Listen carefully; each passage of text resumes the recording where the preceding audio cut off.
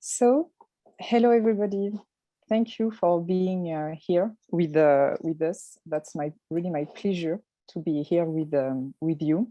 So I'm going to go through this presentation with you, this training, running inclusive campaigns. So to start, I'm going to make a very short introduction about some of us. Maybe if you're here, you know us a little bit, at least. So we are a movement of 19 million people around the world, bringing together consumers, shareholders, workers, using our power to hold the world's largest corporations accountable for their abuses. And I'm Leyla Larbi. I'm a senior campaigner at Some of Us. I've been working there for 3 years and a half. I have an activist background. I'm going to try to give you a picture of who I am, even if it's super hard to do that in like 1 minute, 2 minutes, but at least you'll have an idea of who's going to give you this training today. So the first campaigns I've have been doing were for myself, my family, my community, I would say. I belong to different minority groups that all suffer from a specific systemic injustice, including, but not limited to, working class people, women, French Arab people, Muslim women wearing a hijab veil in France. Yeah. So very quickly I understood that to protect me and my people, I needed to know how to use the tools that were used against us. By that I mean the law or institutions, how the system is working. So at this moment, with no resources to dismantle the system, I needed to know how to resist. So I had the privilege to go to university where I studied law, international law, political sciences. And in parallel, while I was organizing demonstrations, conferences, my communities to fight for their housing rights, workers' rights, against police brutality as well, racial profiling. I worked hard to build solidarity bridges with other communities on these topics all around the world, with Europe, the US, USA, North Africa, Palestine. So coming to Some of Us, for me, people's mobilization took another level. I was used to work with, a cardboard and 2 pieces of strings, and suddenly I could reach millions of people throughout the world with only 1 email. And to be honest, it totally blew up my mind. So, that's what I was working so hard to create at my little scale at this moment, put people together, make them feel belong to the same community with their own specificities, and work together to achieve reparations and justice for people on our planet. Now I'm able to do that at an international, a total global scale. So yeah, that's me. I hope it wasn't too long for you. And I really invite you to introduce yourself in the chat box with your name, your pronouns, if you want to, if you're comfortable to share, and where you're joining us from. So I can see that you've already started to do so. And like that, I will be able to have a global idea of where you come from. So for the next slide, please, Meisha. And sorry, Meisha is my dear colleague, and she will be helping me during this training with all the logistics. So here, a pop. So purpose, outcome, and process. The purpose of this training is to learn and share how choice points impact campaigns. The outcome is to understand Some of Us' unique approach to campaigning, using choice points from an anti-oppression lens. We are going to explain and develop all of these terms. So yeah, don't worry about that. And so for the process, we are going to go through our community guidelines first, define oppression and anti-oppression, corporate power. We'll have a quick break. We'll go through, explain and go through what choice points are, And then we'll have an opportunity to bringing it all together by doing an activity. Well, it will be participative. Here are community guidelines. First, I also want to share, as you can probably notice, the English is not my native language. Maybe many of you during this call, it isn't as well. So don't hesitate if you need some explanation for a word, or if you need me to rephrase something, of course, don't hesitate to say that in the chat, and we'll take the time to do it. So our community guidelines, so the session is recorded, closed captioning is also available. If you're able to, please use the chat box to send the questions, as I told you. You can raise your virtual hand if you would rather ask your question out loud.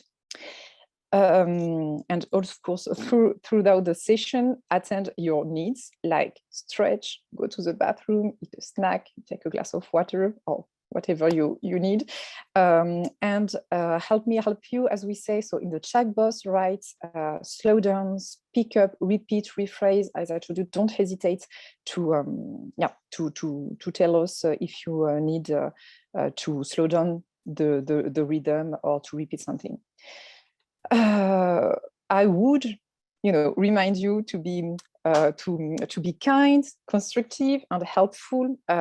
Avoid demeaning, discriminatory, harassing, hateful, or threatening behavior, speech, and imagery.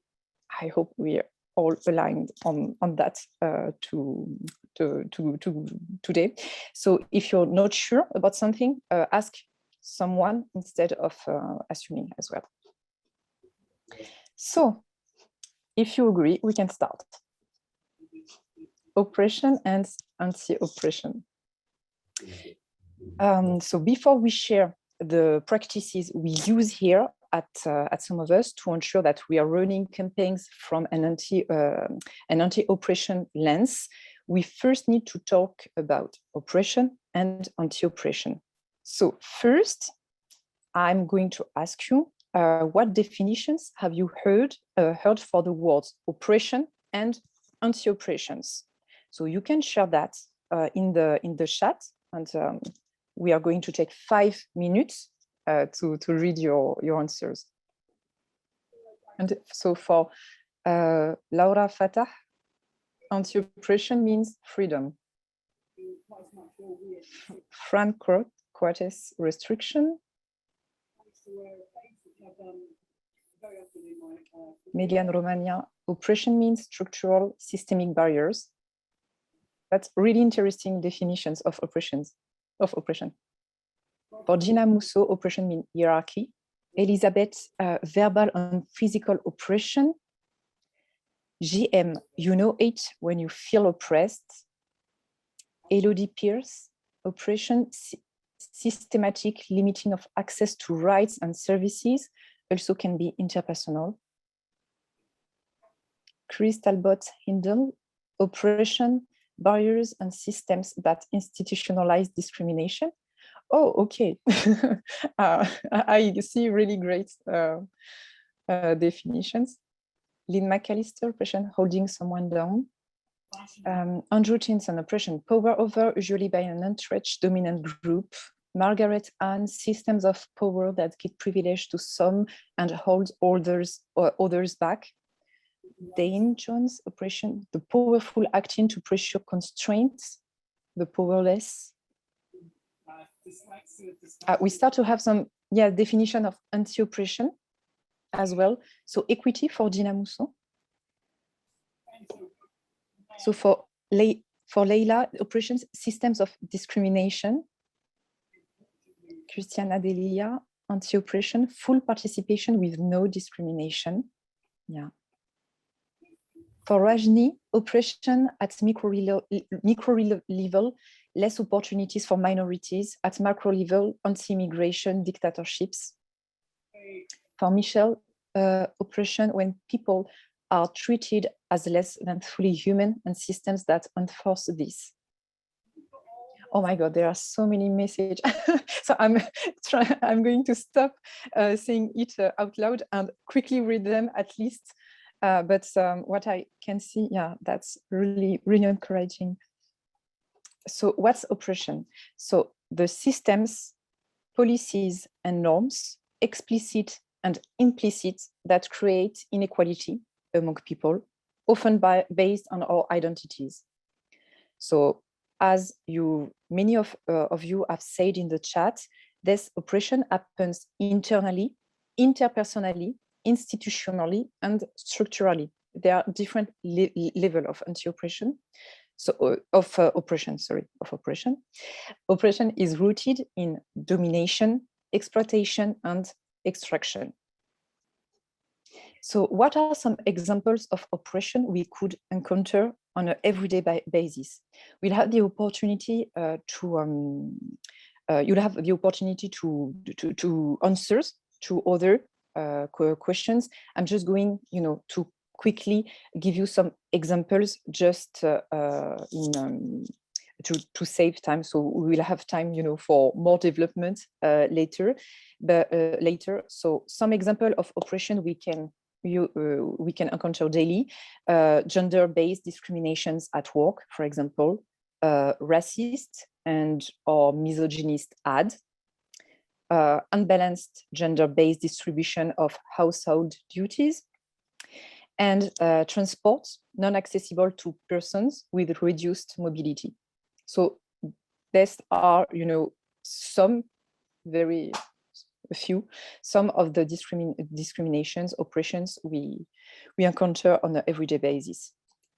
So then what's anti-oppression? And many of you shared a very similar definition of what is anti-oppression. So anti-oppression work seeks to recognize the oppression that exists in our society and attempts to mitigate its effect and eventually equalize the power imbalance in our communities. Anti-oppression, we call it antio, we encounter on an everyday basis. So I'm just going to give you a few examples about that. When we were building this presentation, I immediately thought about the books I buy to my children. So the choice of the children books you can buy. So I really insist to have female hero, powerful people of color, and fair representation of minority in these books. Other example, affirmative action policies, non-mixed groups of discussion or action. So that's just a few. So now we are going together to understand corporate power. Okay, so you may be asking yourself right now, okay, what does oppression and anti-oppression have to do with this training and the work that some of us do? So like most things in life, everything is all connected. And here are some of us fighting for a world where people can be for profit, or everyone can thrive, means that we are holding corporations accountable for their role, so the role they play in reinforcing this oppression. So let's go a step further and talk about corporate power and how it plays out in the world. So corporate power. Corporate power is a system of oppressions benefiting corporations. And corporate campaigns with anti-oppression framings aim to shift power to those who are oppressed. So in other words, corporate power is a system of personal, positional, and institutional oppression benefiting corporation and private interests. And our work is to withdraw this unbalanced power distribution. So I'm going to give you some examples of how corporate power shows up in the world. So for example, corporations command enormous wealth, and many of them are richer than nations. For that, I will share with you later just a report from Global Justice Now. And this report, I think, is from 2016.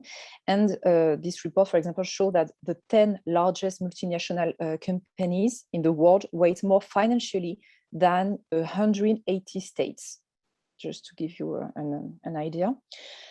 So corporations, you also use lobbying to push through laws that benefit them. We could quote a lot of examples. And corporations can own and control strategic areas such as information, media, social network, or health. For health, I put this example. Maybe it won't speak to all of you because I learned that in the US, for example, you don't have this kind of platforms, but in France, we have medical appointment platforms, and that's private companies, so handling, managing, or very private health data, and we have absolutely we're absolutely not sure that these data are not going, to be bought or sell for other purpose. So yeah, that's the risk of having private corporations, handling this kind of very personal data. So corporations can create, reinforce, and perpetuate system of oppressions. This is the main idea we need to keep when we are speaking about corporate power. So some examples here of how corporations create, reinforce, perpetuate these systems of oppressions. So, for example, that's just the things I immediately thought about while working on this training. So first, forced labor.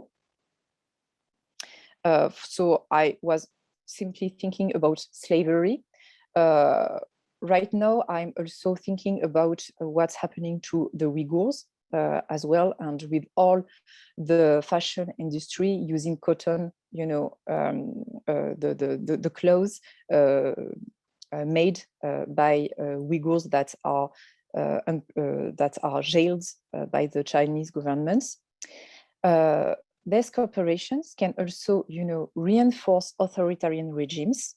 For that, I immediately thought to Total, this big French oil and gas multinational, you probably all know. And I was thinking about their secret jail in Yemen, what their collaboration with the military forces in Myanmar. So yeah, you can, then search to know more about that if you don't know, but just to give you some more examples about that. Corporations can also they can also reinforce occupation and colonial regime. So I was thinking about the campaigns we having targeting corporations operating in the Israeli settlements, but I was also thinking of companies present in Western Sahara, reinforcing the occupation of the Moroccan regime. Corporation can also steal local people's resources. I was thinking about water, for example, and even that's a global problem in North, like in the South. The corporations can take part in indigenous land grab as well, and also reinforce and promote sexist, racist, homophobic, transphobic, ableist bias through their products and communication. That's something that touch really all of us. So let's go for the next part, the heart of this training, of this presentation, the choice points. So as I mentioned earlier, here some of us, we are committed to ensure that our campaigns are rooted in anti-oppression, and to ensure that we are doing and to ensure that we are doing so, we utilize, sorry for my terrible French accent, choice points.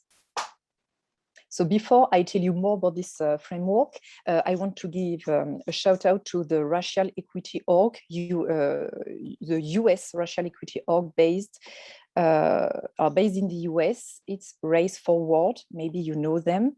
They created this framework, and so yeah, we are using it. So we've adapted it a bit, but that's their production. We can move to the other slide. Perfect. Choice points. So here a definition of choice points. There are opportunities to reflect, generate options, and act on decisions that can impact racial equity and inclusion and help us practice anti-oppression. So choice points are a tool. It's a tool that helps us put our values about equity into action in our campaigns. That gives us opportunities to reflect, generate options, and act on decisions that can impact equity and inclusion. So to make it very short and clear, there is no neutral path.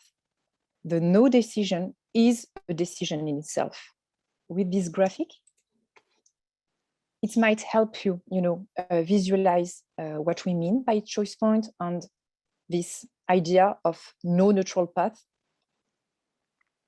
So in life, just like in campaigns, digital or not, we find ourselves at crossroads, decision-making points we can use to frame our campaigns and our next steps differently.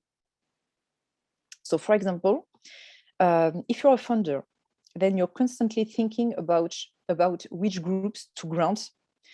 And choice point, for example, there can be used to think about your decision from an equity standpoint when deciding how much money to give or what support can look like for a grantee. And of course, in the choice itself of the person you're going to grant. If you're an educator, thinking about the lessons you teach and how you teach them is another example of choice points. If you're an activist, thinking about how you tackle an issue, who you partner with, where do you lend your time, is another area where choice points can come into play. So in this graphic, you can see that there is choice points. In one way, you're on autopilot mode. Practices we've always used, like habits or the current policy you're having in your activist group, NGO, company. Or taking this decision, doing business as usual, you reach the statu quo. So if these policies, these practices are problematic, you keep on perpetrating these problematics, so leading often to inequity, exclusion, and oppression. If you're trying another path, here, if you're using choice points, making intentional choice to promote equitable and inclusive practices, so it leads to equity-informed choice and to change, of course. So I would love to hear from you all in the chat, and Maisha will pick up your answer. I'm going to read them as well. So looking at your work, activism life, what are some of the decisions that you make or participate in that directly affect other people, our communities? That's a really good exercise to understand the level of decision you can have and how this decision affect other people. Okay, I'm reading your question, Hannah. It wasn't really an active question. I was just saying that it was another choice point, even if there's a specific incident that you are witnessing, choosing to not, it's a choice point to not get involved. You can't just say, well, yes, it's absolutely. Not, I'm not involved in this. If you are there, then you are making a choice whether to be involved or not. So. Absolutely, that's an example. And that's linked to the no decision is a decision. So as you said, the decision to not take part in something, consider that, oh no, I'm not involved, I'm not concerned by that, is of course a choice point. For example, what you're saying, Christiana, choosing who is the spokesperson of a campaign and represent the issue on the media.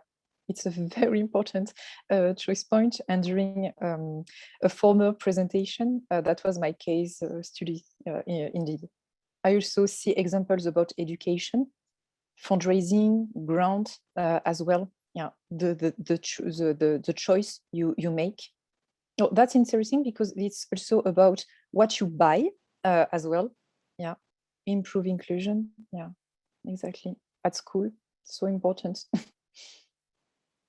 School, you know, for our children, school is the first step to discriminations and, you know, exclusion.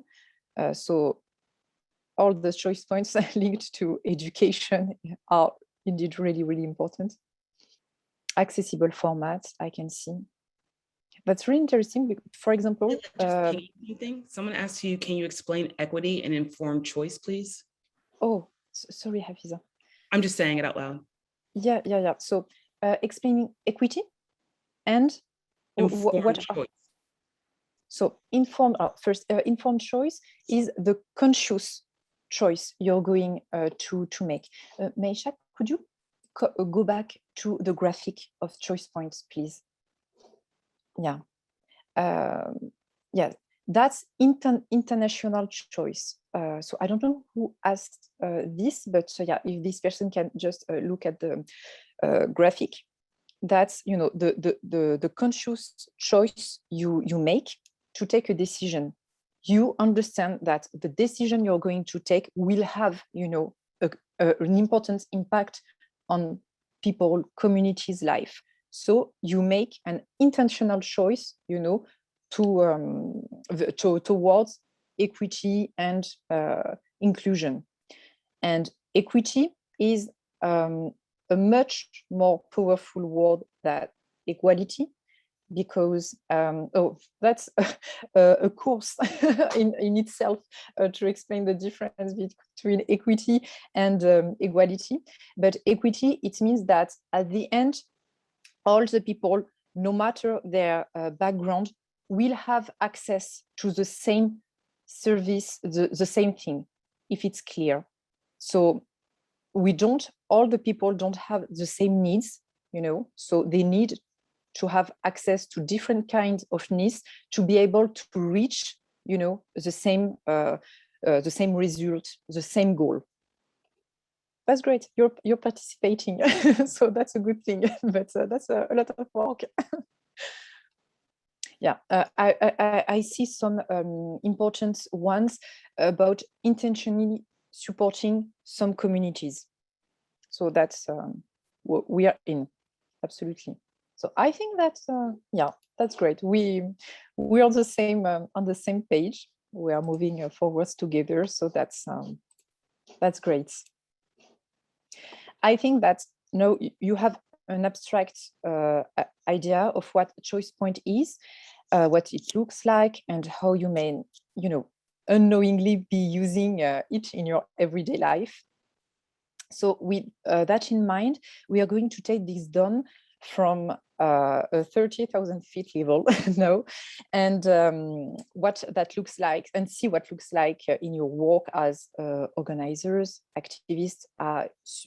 Suppose that many of you have activist activities. So to do so, I'm going to go over some questions that we, as some of us campaigners, ask ourselves at the very beginning of our campaign research. So first, during the prep. So prep questions like this help to ensure that we are not just doing research on the autopilot mode, as remember the graphic, and we force us to make sure that we are making informed decision, so conscious choice, related to our campaign research. So during the prep of your campaign, which topics do you choose? That's a choice point. Which criteria do you use to make this choice? Which sources do you use to find them? which other sources could you use? Then the storytelling. So as organizer, how you tell a story is very important.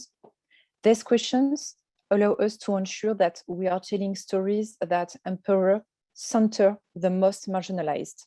So on storytelling, what's your angle? Is there any NGO angle that you can include, even if it's not your main angle? Which language should you use or not use? When should you include a content warning?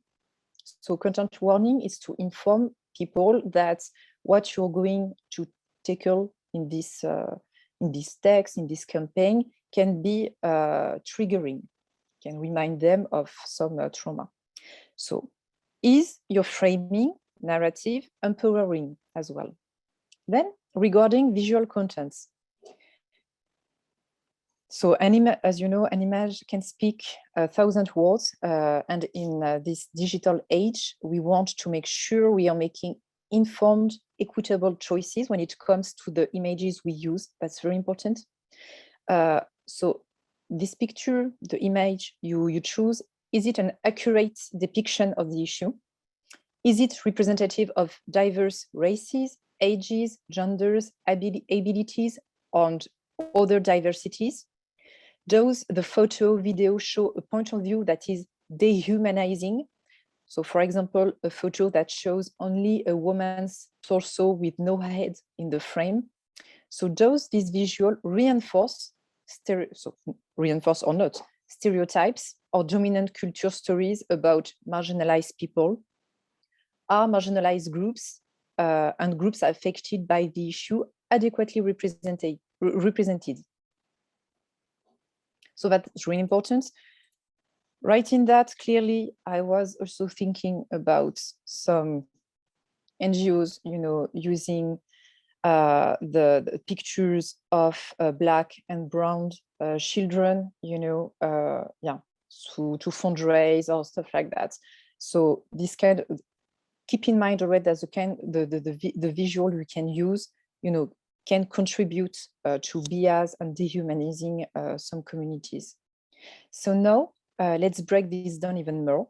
We've defined choice points, explain what is in theory, but if you like me who likes real life example to better understand things, we are going to use one of our campaigns to show you how that looks like in practice.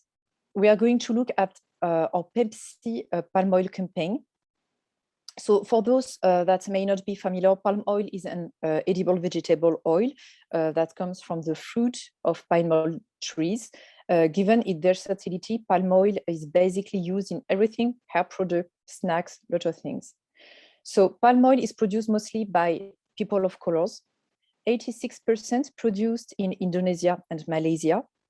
And in Indonesia only, upwards of 25 million of people depend on palm oil for their livelihood. Oil palm trees are 6 to 10 times more efficient at producing oil than crops such as rapeseed, soybean, olive, and sunflower. So you have and better understanding of the palm oil industry, what is palm oil. So choice point in practice. That's why we made the conscious decision to never call for a boycott for palm oil.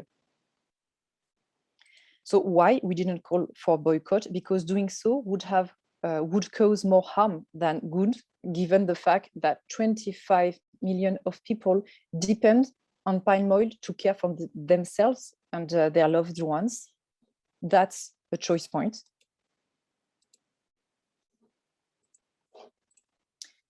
Palm oil is a climate issue. Most of the focus is on the rainforest and orangutans. And we barely hear about displaced communities, land rights, worker rights, migrant rights. So here I wanted to speak about the common pattern for climate NGOs, I would say, to focus on nature and animals only, and totally disregarding human rights implications, consequences for the most vulnerable communities, most of the time people of colors. So in the PepsiCo campaign, we made the conscious decision to center the stories of workers exploited on Pinewood Plantations. So solely focusing on cute orangutans and devastated ecosystems would have been more engaging.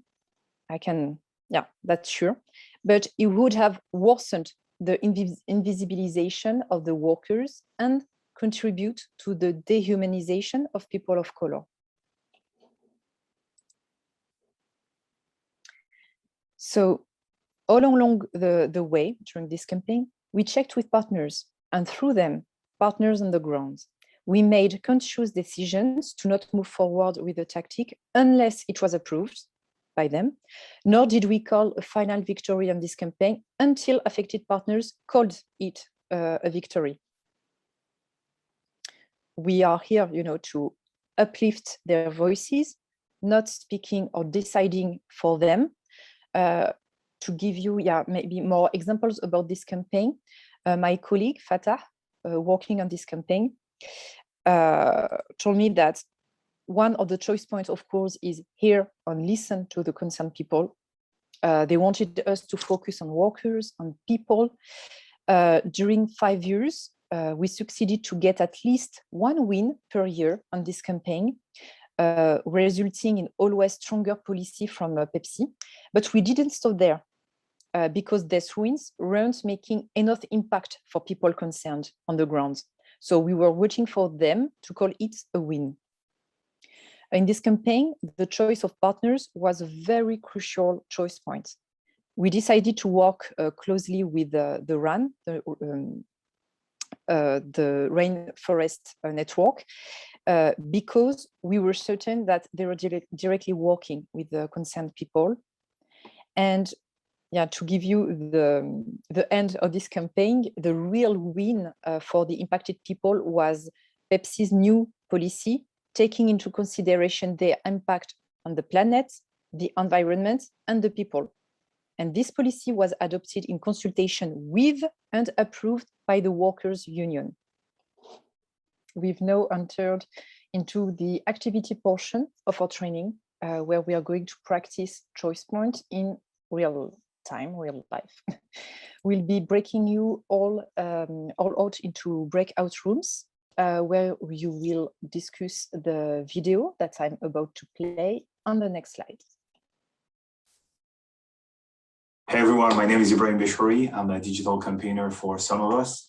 I started working for Some of Us in January of this year, 2021, and I've been working here for 6 months. And today I'm going to talk to you about my first campaign and maybe what is my favorite campaign, the campaign against the Accor Group and against Ibis Hotel, who were mistreating. Oh, we are losing the sound, I think. Ibis workers were mostly BIPOC women, mostly Black women, were constantly mistreated, but also underpaid by the Ibis Hotel. They took advantage, Ibis Hotel and the Accor Group took advantage of the fact that these women were immigrants for most of them, didn't think they could protest. You think also that they could challenge their work condition. And also they took advantage of the fact that some of them couldn't read their paychecks and couldn't read their contracts to treat them in the worst possible way, but also to constantly mistreat them and get away with it. One of these women, Rachel, realized that the situation was unfair and reached out to the union, the CGT HP, and reached out to a specific organizer, Tiziri Kandi, who is also a BIPOC woman, to work on that specific campaign. They started to organize in 2019, shortly before the coronavirus crisis started. And they kept on building a movement that challenged the practices that they were facing, but without success, unfortunately, because the Ibis hotel and the Accor group was constantly ignoring them. Fast forward to January 2021, I joined the French team of some of us. Hired in November, but I joined in January, and the French team had been wanting to work on that for a long time, but didn't have the capacity to do so, didn't have time to do so. And they asked me when I joined the team if I wanted to make that my first campaign. And myself being a North African man, a Muslim North African man living in France, accepted immediately to go on this campaign because it touched me personally. I could feel like a connection with the plight of this woman, but in a lot of ways looked like my mom, were like my mom, and had similar professions that my mom could have as an immigrant that came from Morocco to France if she had worked.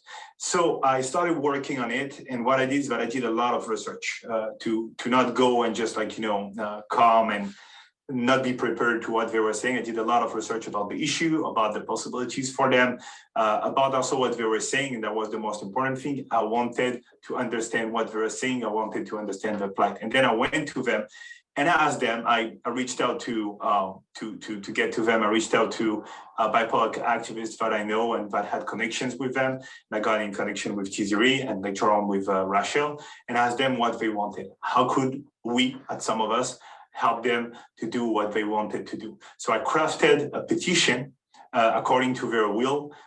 They asked me to craft the petition by sharing their stories, and I did so. They asked me to share the petition at a specific time, and I did it when they asked me to do so. And they asked me also to not mention any connection with them, because they wanted our petition, our digital organizing, to come as something that emerged organically. They didn't want Accor or Ibis to think that it was another organizing effort from the union. And so we kept on building in this way. And we managed to progressively make Accor scared of us. Right after we sent the petition, right after we sent an email to Accor to also tell them that we were launching the petition, they went to see this woman at the meeting, and they asked, what was happening? Did they know us? Were they in contact with us? Because what we were doing was worrisome. And this woman said that, we had no contacts whatsoever, and that they couldn't, stop what we were doing. The negotiations between Accor, Ibis, and this woman have been in a stalemate. But after we launched the petition, it built some pressure that made the campaign move forward, and we started negotiating more seriously with this woman. And afterwards, I also reached to some BIPOC influencers and asked them to share the petition, to share the campaign, to share the plight of this woman, which brought an extra 5,000 or more signatures in a couple of days, which I think really made Accor worry about what was happening. After that, we launched the campaign in English, and we said that we were going to launch it in Spanish and in German too. And I think that was the breaking point for them. And they decided to negotiate really seriously with this woman, who at the end of the day obtained most of what they wanted: better work conditions and better salaries too. So that was a huge win. That was a huge privilege for me to be part of this campaign. And it was amazing to see, how by listening to people who were directly affected by an issue, you can actually craft a really strong campaign. Thank you for listening. So now it's your turn. You have been trained a few minutes ago to identify choice points. And I want you to identify what are the choice points that I used in this campaign. I don't know how much time you have to do so, but good luck with it. All right, take care. So here are the instructions. We are going to go through them. First, so we will share a document with you, the Google Doc. I'm going to pass oh, okay, you've already done that, Maisha. Thank you so much. So here are the instructions. You can open the Google Doc as well. So step 1, you need to choose a facilitator, a timekeeper, and someone to report back to the main group. So a facilitator's role is to make sure that everyone understands the instruction and has a chance to contribute to the discussion. And there's also, the responsibility to keep the group a safe place. timekeeper's role will keep track of the time to make sure that you're having the best use of your time. And the spokesperson role, to report back, is the person that will summarize in the main group what was discussed in your group.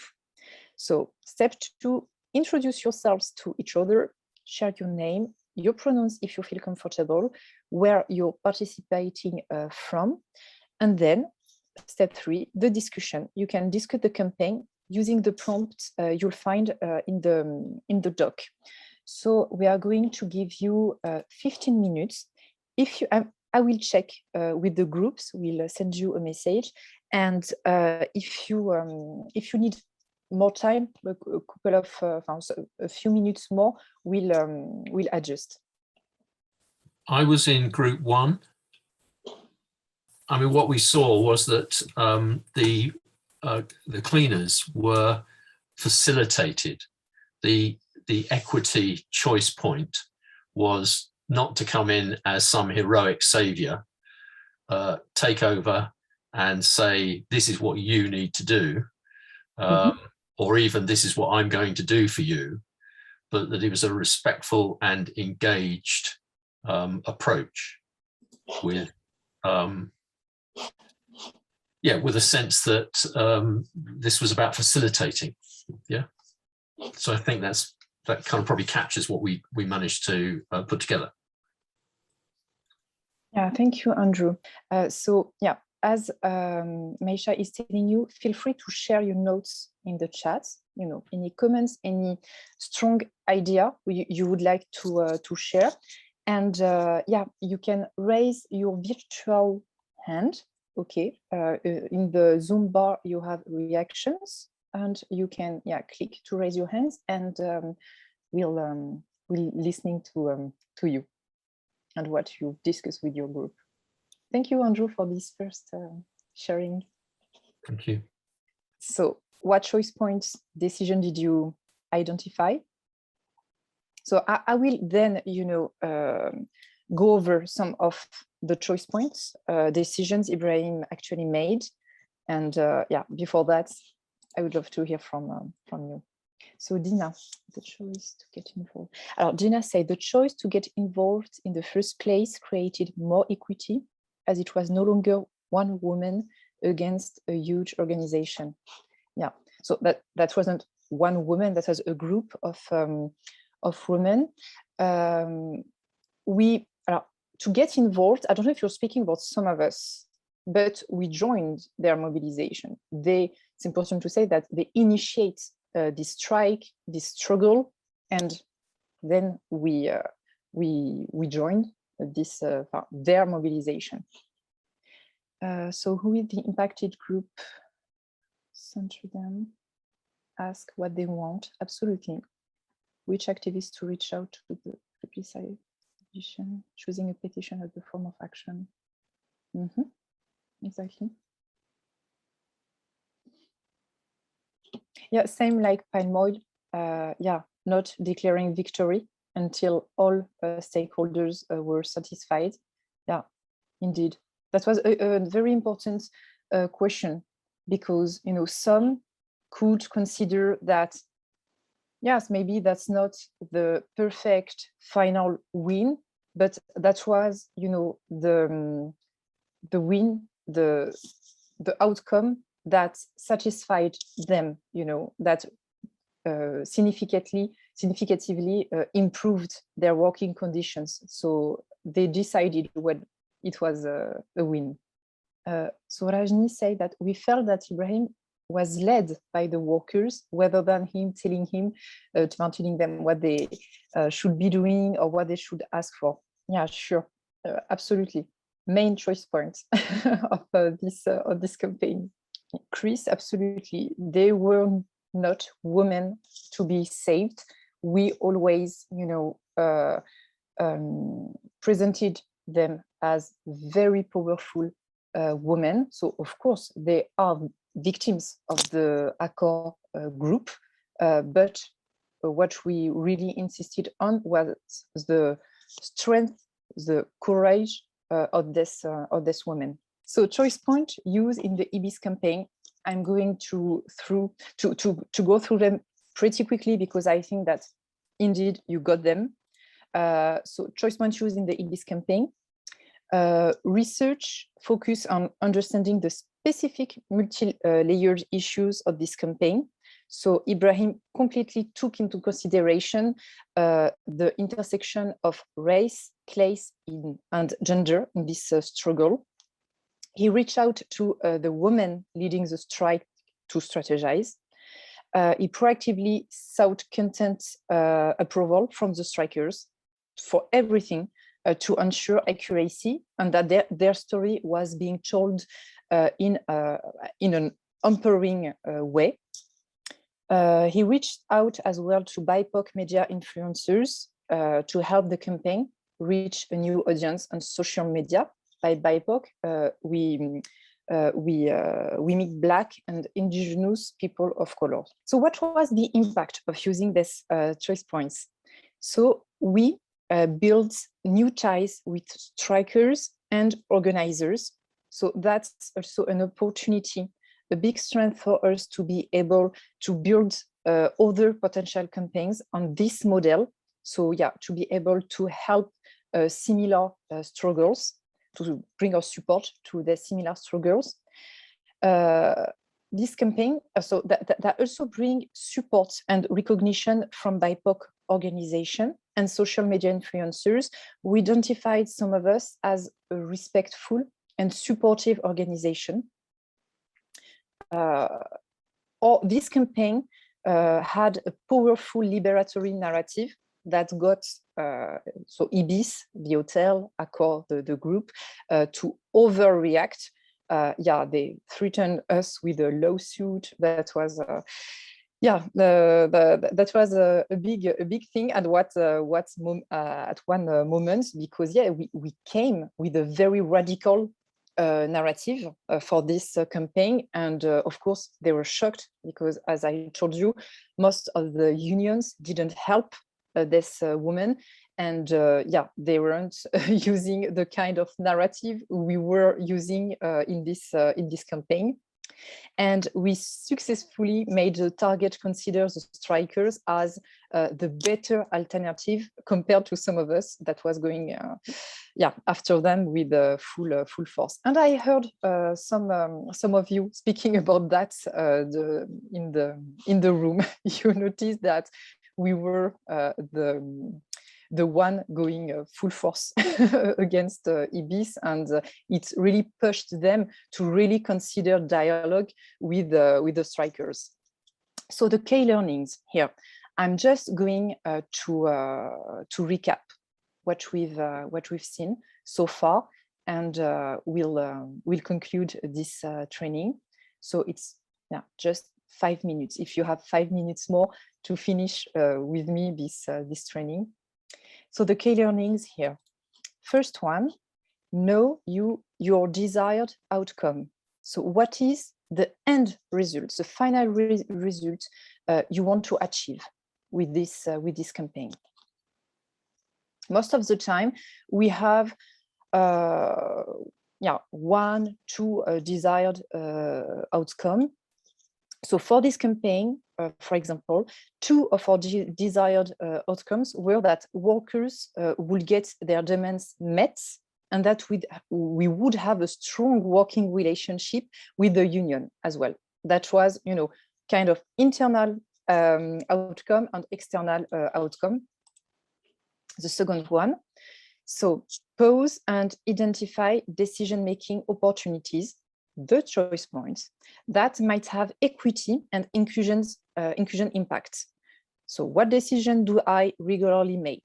What is my default path or autopilot choice? 3, examine the choices and their potential impact on equity and inclusion. So in what ways could my default path, my autopilot mode, lead to unintended impacts on those on the margins? The fourth one, brainstorm alternatives to the default approach. What are my other options? It's really important to pause and to, analyzes what are all your options. And then the last one, act and evaluate. Did my choice lead to the desired results? What was the impact on equity and inclusion? So the next slide is just, a summary of how we use this anti-oppression choice points in a campaign. So that's another way to see this, if you're maybe more comfortable with graphics. So each circle dot on this line is an opportunity to reflect. You start with your campaign. So before you launch the campaign, you will do extensive research on the issue to get a more holistic view. Then, as your campaign progresses, it's important to have reflection points where you're stepping back and examining your decisions through, as usual, an equity lens using choice points. It's time to reflect and to see if you're on the good path.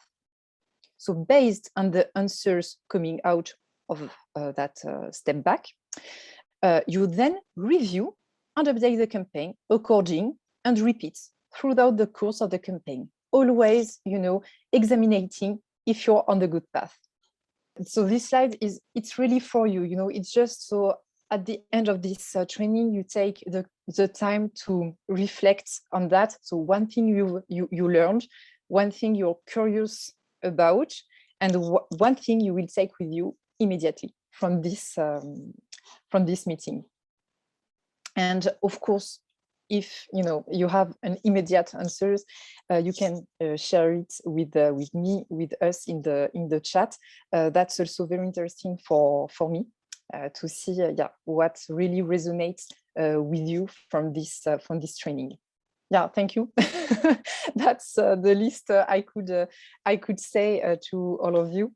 Thank you for coming, spending time in community with us. Thank you so much for your time. We'll also send you a survey that will take like 2 minutes to have your feedback about this training. It's really helpful for us to grow. So if you could take the survey later, that would be really helpful for us. Thank you.